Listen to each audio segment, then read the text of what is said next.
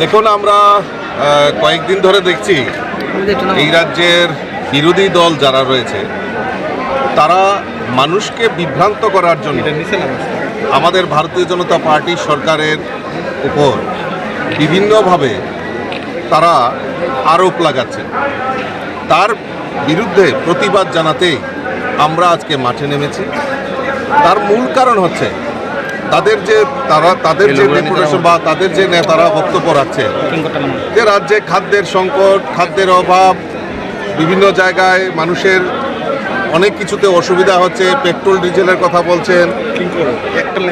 আমরা তাদেরকে আশ্বস্ত করতে চাই এই রাজ্যের বুকে ভারতীয় জনতা পার্টির নেতৃত্বে সরকার সবচেয়ে বড় যেটা প্রাধান্য সেটা হলো গরিব মেহনতি মানুষ থেকে শুরু করে শ্রমজীবী মানুষ, রাজ্যের সরকারি কর্মচারী প্রত্যেকের জন্য কিছু না কিছু পরিকল্পনার মাধ্যমে আমাদের এই রাজ্য সরকার, আমাদের রাজ্যের মাননীয় মুখ্যমন্ত্রীর নেতৃত্বে যে সরকার, এই সরকার মানুষের জন্য পরিষেবা দিয়ে আসছে।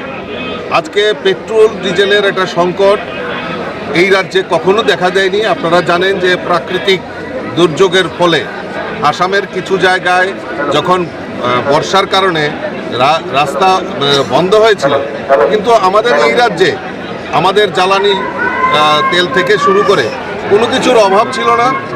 আমরা আমাদের সরকার রেশনিং ব্যবস্থা এবং তার যাতে দ্রুত সুরাহা হয় তার জন্য রাজ্য সরকার এবং কেন্দ্রীয় সরকারের সহায়তায় সেটা সম্ভব করা হয়েছে। আর আমরা দেখছি এই মিথ্যাচার করে এই রাজ্যের বিরোধীরা মানুষকে বিভ্রান্ত করার চেষ্টা করছে।